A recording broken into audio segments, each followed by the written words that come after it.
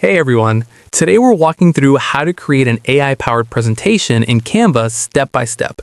First, head over to Canva AI and select the option to start a new presentation. Once you're in, you'll want to provide a description of what your presentation is about. This helps Canva understand the topic and style you're aiming for. After entering your description, click on Design for Me to proceed.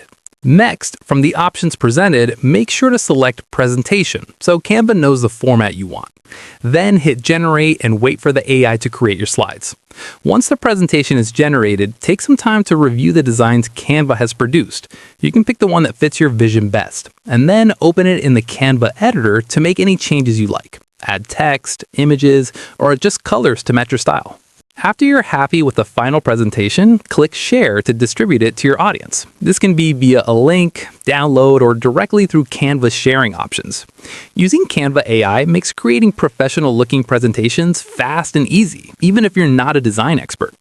If you found this guide helpful, make sure to subscribe to the channel, hit that like button, and comment below on what other Canva tips or AI tools you want me to cover next.